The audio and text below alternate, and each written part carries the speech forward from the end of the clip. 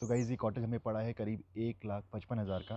8 दिन का 8 दिन का स्टे किया हमने यहाँ पे। ज़बरदस्त एक्सपीरियंस रहा है। एक्सपेंसिव तो है नो डाउट। इसमें 8 दिन का ब्रेकफास्ट इंक्लूडेड है, जो कि नॉर्मली एयरबीएनबी में नहीं होता है। तो ये ब्रेकफास्ट वाली फैसिलिटी इसमें है, और लॉन्ड्री भी इन्होंने हमें करके दिया 8 दिन। इनका वॉशिंग मशीन चल नहीं रहा था, तो उसके लिए हमारा एग्रीमेंट था कि लॉन्ड्री हमें लॉन्ड्री से करा के देंगे फ्री ऑफ कॉस्ट। नॉर्मली इनका 300 रुपीज़ पर डे पड़ता है लॉन्ड्री का। साथ में इनके 4 नॉर्मल हीटर जो आपने देखे रॉड वाले हीटर, वो कॉम्प्लीमेंट्री थे। तो कहीं कहीं में मैं देख रहा था तो वो उसके भी चार्जेस अलग से पड़ रहे थे, 300 पर डे या 500 पर डे पर हीटर। तो काफ़ी एक्सपेंसिव हो जाता है अगर पर डे पर हीटर का 300 या 500 रुपये दोगे। तो वो एक अच्छी चीज़ थी। हमारा काफ़ी अच्छा बॉनफायर का अरेंजमेंट किया इन्होंने। 8,000 रुपये उसके लिए, बर्थडे केक और सिंगर के 3,500 रुपये उसके। तो टोटल 8,000 रुपीज़ पड़े थे बर्थडे सेलिब्रेशन करने के। बाकी डिनर काफ़ी एक्सपेंसिव है, और जैसे होटल्स में होता है। तो बट अच्छी चीज़ ये कि इफ़ यू नीड आपको मिल जाएगा, बट एक्सपेंसिव है नो डाउट। ओवरऑल प्रॉपर्टी बहुत एक्सपेंसिव है, बट इट्स गुड। आपके पास केयर टेकर ऑलमोस्ट अवेलेबल है। आप फ़ोन करो फट से, वो बगल से पीछे से आ जाते हैं, वहीं रहते हैं, बगल में ही पीछे रहते हैं। तो आपको कभी भी अलग सा फील नहीं होता है कि आप आइसोलेटेड फील कर रहे हो। नॉर्मली जो एयरबीएनबी में प्रॉब्लम होता है, तो आपको हमेशा एक केयर टेकर मिलता है। और आप कभी भी कोई भी हेल्प हो, बॉनफायर जलाना हो, कुछ भी करना हो, बॉनफायर यूज़ करने के अलग से 1,000 चार्ज होता है।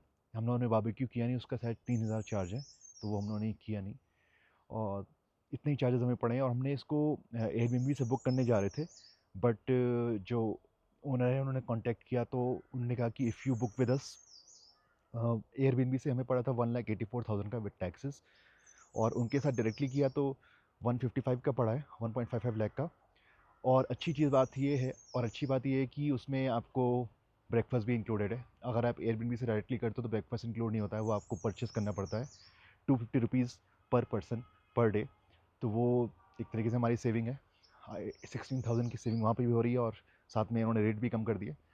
तो चाहो तो ऐसे भी कर सकते हो, अदरवाइज़ अगर आप चाहो तो एयरबीएनबी से भी कर सकते हो, बट प्रॉपर्टी तो हमको एयरबीएनबी पे ही मिली थी।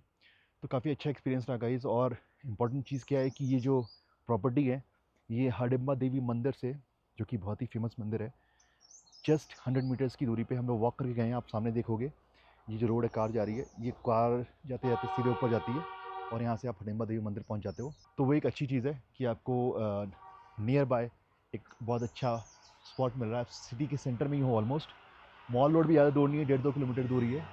तो ये सारी चीज़ें हैं, प्लस पॉइंट हैं इस प्रॉपर्टी के, कि आपको पीसफुल एनवायरनमेंट तो मिल ही रहा है, साथ में आपको एक सिटी के सेंटर में भी हो आप, और सारे नियर बाय स्पॉट्स आपको खुद से कर सकते हो, कैब बुक करने की ज़रूरत नहीं है। हम लोग 18 तारीख को आए थे, तो हम लोग हॉलिडे हाइट्स में स्टे किए थे, क्योंकि हमारी फ़्लाइट 8:30 पे ही आ गई थी चंडीगढ़ पे। तो वहाँ से रात में ओवरनाइट जर्नी करके हम लोग सुबह पहुँचे थे करीब 5 बजे के आसपास आपके हॉलिडे हाइट्स में। तो वहाँ हमने एक दिन का बुक किया था, 3 रूम्स।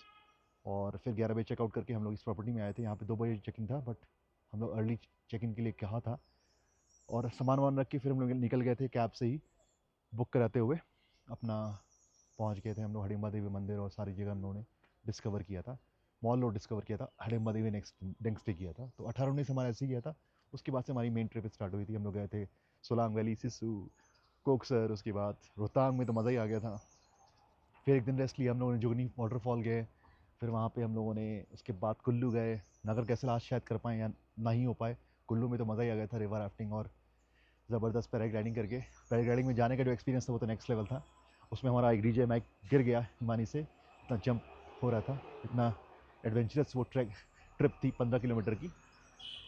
तो हमारा एक माइक उसमें खो गया, एक माइक मुझसे कहीं मिसप्लेस हो गया कार में, कहीं गिर गया वो भी। तो हमारे 2 माइक खो गए हैं। तो रिसीवर तो हमारे पास 2 हैं, माइक बस 2 ही बचे हैं। 2 सेट थे मेरे पास। लेट्स सी, 24,000 का नुकसान हो गया, बट एनीवेज ये सब चीज़ें होती रहती है, इसीलिए मैंने 2-2 सेट लेके रखे हैं कि कोई दिक्कत ना हो माइक की। फिलहाल बहुत ही ज़बरदस्त हमारा एक्सपीरियंस रहा गाइस।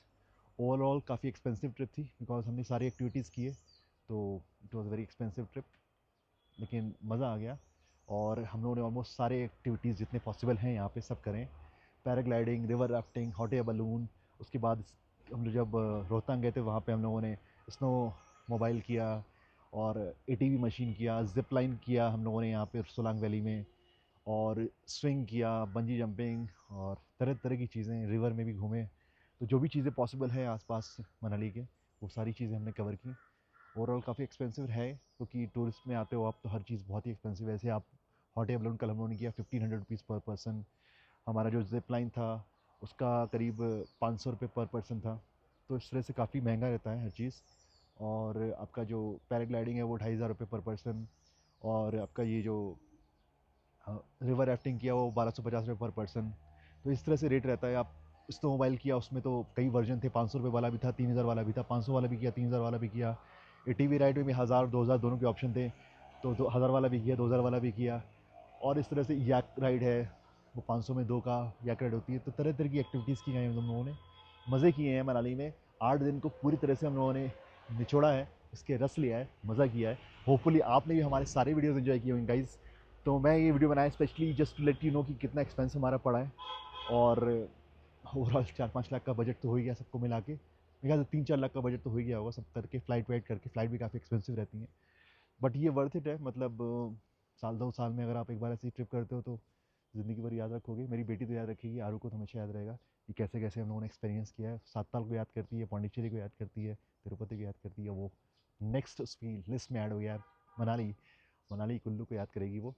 तो ऐसी ट्रिप्स वर्थवाइल होती हैं, फैमिली के साथ मज़ा आता है, एक्सपीरियंस करते हो।